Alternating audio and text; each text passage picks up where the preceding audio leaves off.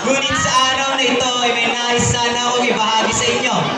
At ito ay isang tula na aking ginawa. Pasensya na dahil ako ay kinakabahan na baka ako ay inyong husgahan. Ngunit sana inyong pakinggan itong aking mga nararamdaman. Ang pamagat ng talang ito ay bigong pangako. Ito'y alay ko sa isang dalaga, binibini, pwede rin sinisinta, or maybe I can call her baby. But only in my fantasy. Siya lang naman sana ang aking makakasama sa pagsayaw na habang lumulubog ang araw ay kami ay sumasabay sa musika na habang siya ay nakaambay at kami ay magkahawak kamay ay para bang ayaw na namin maghiwalay na para bang yun na ang tatanging wakas ng pag-ibig naming wagas. Lahat ng mga ito ay tumatakbo sa isip ko na para bang nakaschedule na ang mga gagawin ko sa araw na yon. Ngunit lahat ng aking mga plinano ay bigla na lamang naglaho at naging abo nung aking marinig ang mga salitang ayaw ko sanang marinig, lalo na't nagmula pa sa kanyang mga bibig na ako ay kanyang ipinubaya at ipinagpalit.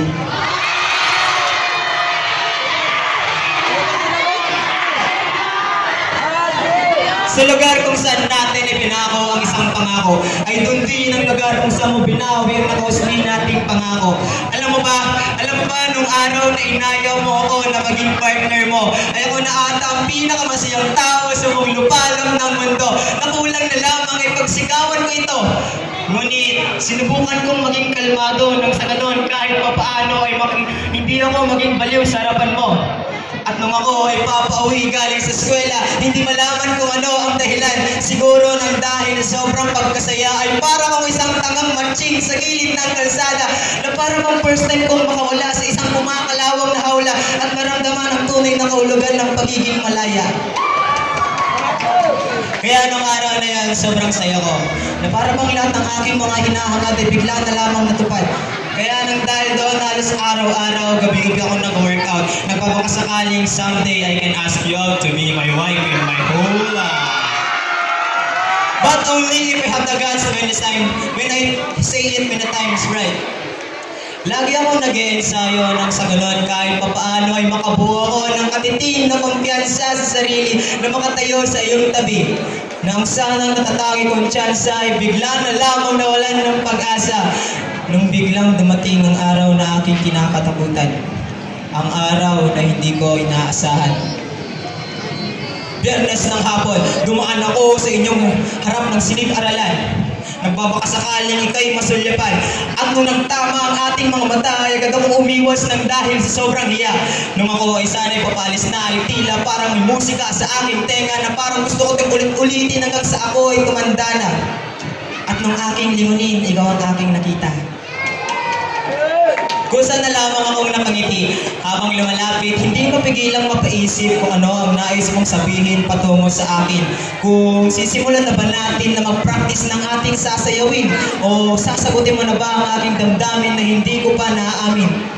Ngunit biglang napawi ang aking matamis na ngiti nang dahil lamang sa iyong sinabi na hindi na pala ako yung magiging kapartner mo. At ako ay papaubaya mo sa kaibigan mo. Noong oras na yan ay tila nawala ako sa kawalan na parang maglulutang ako sa gitna ng kalawakan na walang patutunguhan. Kaya ang tanging nagawa ko na lamang ay tumayo at pumayag sa iyong kagustuhan. Nang dahil sa aking katorpehan, hindi ko man lang naipaglaban itong aking nararamdaman. Kaya nung araw na yan, sobrang lungkot ko. Natutulala ako. Iniisip kung saan nga ba ako nagkulang? O ano ba ang ginawa kong kamalian? Hindi ko lang namalayan na kino-comfort na pala ako ng aking mga kaibigan. Lumipas ang ilang araw, wala pa rin ako sa aking sarili. Patuloy ko pa rin hinahanap ang kasagutan na paulit-ulit sa aking isipan. Na walang kung ano-ano ay bigla na lamang ako sinampal ng katotohanan. Hindi mo na kailangang masaktan na nanggaling sa taong mahal mo para ma-realize mo na hindi siya para sa'yo. Minsan, ang kailangan mo lang ay masasakit na salita ng mga kaibigan mo. Kaya agad sa akin pinaalala na, oo nga naman, Hindi nga naman pala tayo. Bakit ako nag-aantay ng suyo mo kung in the first place hindi naman ako yung naging priority mo?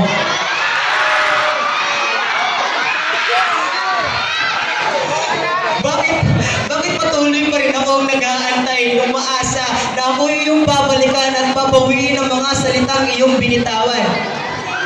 Sino nga ba naman ako sa buhay mo? Kung ang turing mo lang rin naman sa akin na isang kaibigan mo. Ako na naman yung nagpapakanta ni Lolo na gusto mo rin ako. Kaya nang dahil doon, muli akong bumangon. Ngunit sa araw na ito, lakas na ng loob ng pag-amin ko sa iyong harapan. Kaya dumaan ang ilang linggo. Dumating na ang araw na matagal na namin iniintay. Ang araw na matagal na namin pinaghahandaan. At ito ay ang gabi ng pagsasayaw. Habang lumulubog ang gininto ang araw, kasabay nito ang aking damdamin sa isang balon na malalim na puno ng pagdadalawang isip. Iniisip kung itutuloy ko pa ba ang plano na simulan ko na o itatago ko na lamang ba hanggang sa ako'y mawala na. Habang iniisip ko ito, pumatak na ang 10 o'clock. Hindi na ako nagdalawang isip na lumapit patungo sa inyo. Bawat hakbang ko ay kabado. Ngunit sabi ko sa sarili ko, wala nang atrasan to. Last chance ko na to. Kung hindi mo kukunin yung kamay ko, ibibigay ko to sa katabi mo. At nandun na ako sa kanilang hanapan. Iniabot ko na ang aking nangiinig na kamay. Nagpapakasakaling ito'y kanyang hawakan at pumayag sa aking huling kagustuhan. At sa dalawang pagkakataon, tinupad ni Bathala ang aking kahilingan. Ito'y kanyang hinawakan at pumayag na kami ay magsayaw patungo sa entablado kung saan inalalayan ko siya sa aming pwesto. At nung nandun na kami sa eksaktong lugar, ay pusa na lamang nagsalita ang aking bibig sa distansya na ikaw lang ang nakakarinig. Habang sinasabi ko ang mga salitang, I like you. Yung Tagalog, gusto kita. Bigla siyang natulala na parang kung nawala siya ng ilang saglit, ngunit bumalik rin siya. At bago pa man siya makapagsalita, ay agad ko na siyang pinangunahan at sinabi ko mga katagang, mahal. Lagyan natin ang mahal para mas romantiko pakinggan, di ba? Mahal, hindi ko nais ang iyong kasagutan. Ang nais ko lang naman ay ito yung maramdaman at mapakinggan. Nang sa ganun ay tuluyan ko na itong mapakawalan. At sana ituring mo pa rin ako ang kaibigan na kahit ako ay umamin na sa iyong harapan. Biglang tumahimik ang paligid na para bang kaming dalawa lang ang nasa entablado. Kaya ito ay kanyang nirespeto at umiti habang tinapos namin ang gabi ng pagsasayaw. Ako yung nauna pero ibang pinili niya. Ako yung nauna pero naghanap pa siya ng iba. Kaya tinapos ko ang gabi ng pagsasayaw na walang pinagsisihan. Ngunit merong masasayang alaala na habang buhay kong maaalala. Muli, ako si Hanjin, ang inyong torpeng makata na umibig sa isang prinsesa na kahit nung una pa lang ay alam niyang hindi mapapasa.